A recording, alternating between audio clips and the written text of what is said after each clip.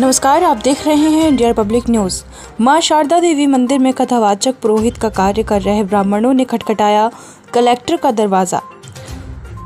विप्र समाज सेवी रोहित पांडे सतना के नेतृत्व में मां शारदा देवी मंदिर मैहर में कथा कर रहे 56 पुरोहित ब्राह्मण सतना कलेक्ट्रेट परिसर पहुंचकर बताया कि 30 वर्ष से समिति में पंजीकृत होकर कर रहे समिति द्वारा हर वर्ष नवीनीकरण के नाम पर अनुदान के रूप में रकम प्राप्त करते चले आ रहे थे, जिसमें लगातार वृद्धि व अतिरिक्त भार असहनीय होने के साथ जीविकोपार्जन मुश्किल हो गया है, जिसमें दुखित हालत में समिति तथा कलेक्टर साहब व अन्य अधिकारियों के समक्ष आवेदन दिया, लेकिन विचार न किए जाने की दशा में समिति में समायोजन करने का भी आग्रह किया, वो भी संभव नहीं रहा तथा आक्रोशित मैहर धाम से आए विप्र बंधुओं ने बताया कि मैहर धाम में पूजा पाठ करा रहे ब्राह्मणों के साथ सरासर अन्याय किया जा रहा है, जैसा कि जजमान से पैसे ना लेना, 100 रुपये की समिति से रसीद काटना, जिसमें 50 समिति लेती है और 50 ब्राह्मणों को देती है,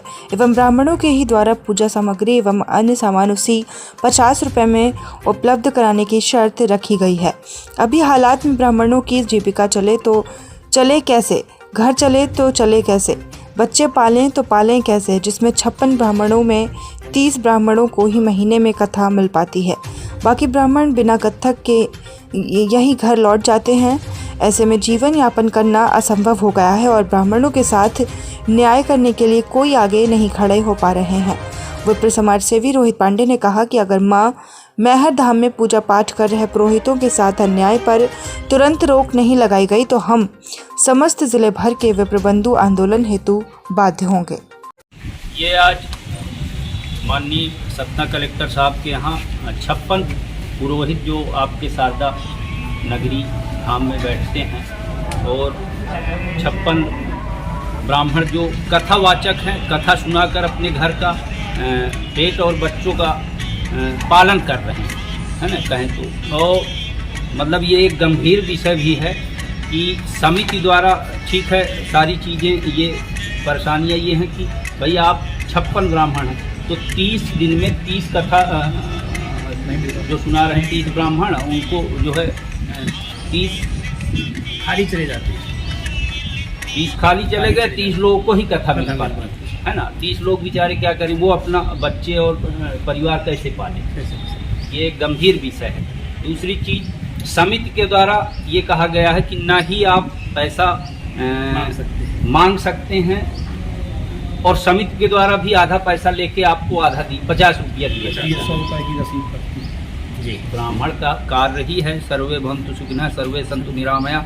वो वही ब्राह्मण है कि हर घर में जाकर पहले आपके अच्छे की कामना करता है, फिर अपने कामना के बारे में सोचता है ना। परंतु ये जो शोषण किया जा रहा है महामाई धाम मैहर में ब्राह्मणों का, आज बताइए इस तरह की चिलचिलाती धूप में आए हमारे सब ये विप्र समाज एकत्रित हुए हैं और कलेक्टर साहब से ये मैं आग्रह करना चाहता हूँ, निवेदन करता हूँ कि न्याय देने की कृपा की जाए और उचित वहाँ पे समिति द्वारा प्रबंध बनाया जाए जो हर पंडित को उसका लाभ मिल सके और हर ब्राह्मण जो वहाँ पे बैठते हैं 56 ब्राह्मण, उनका बच्चे और उनका परिवार पल सके। आप लोग आज कलेक्ट्रेट में किस उद्देश्य से आए हुए हैं? हम लोग कलेक्टर साहब के बुलाने से यहाँ आए। कलेक्टर साहब ने हमको यहाँ बुलवाया है, पेशी की है जी। अब वो क्या पूछते हैं, क्या कहते हैं, तो वहीं जाने के बाद किस कारण से, मतलब कुछ हम लोगों का शोषण हो रहा है शारदा प्रबंधक समिति के द्वारा जी। इस कारण से हम लोग अभ्यावेदन लिए थे, उसका जवाब नहीं दे पाए। जब ये लोग हाई कोर्ट गए, हाई कोर्ट से हम लोग को आदेश हुआ कि इनके साथ जांच न करके और इनका निराकरण करें। वही निराकरण के लिए शायद कलेक्टर साहब ने हम लोगों को बुलाया। नमस्कार, आप देख रहे हैं इंडिया पब्लिक न्यूज़। बीती रात महिला ने कुल्हाड़ी लेकर सिविल लाइन थाने पहुंची महिला, घंटों किया हंगामा। महिला पुलिस की समझाइश के बाद मामला हुआ शांत। रविवार की देर रात एक महिला शहर के सिविल थाने पहुंच गई और हंगामा करना शुरू कर दिया। हाथ में कुल्हाड़ी लिए महिला थाने में हंगामा करती रही। महिला का कहना था कि पड़ोस में रहने वाली महिला का उसके साथ विवाद हुआ था, जिसमें पड़ोसी महिला के द्वारा उसके साथ मारपीट की गई। महिला के द्वारा घटना की शिकायत पुलिस में गई, लेकिन पुलिस के द्वारा कोई कार्रवाई नहीं की गई। करीब घंटे भर चले हंगामे के बाद महिला पुलिस सिविल थाने पहुंची, जिसके बाद उसे समझाइश देते हुए महिला को शांत करवाया गया। कृष्णा गौतम सिविल लाइन थाना क्षेत्र के पड़रा स्थित दीनदयाल धाम कॉलोनी की निवासी है।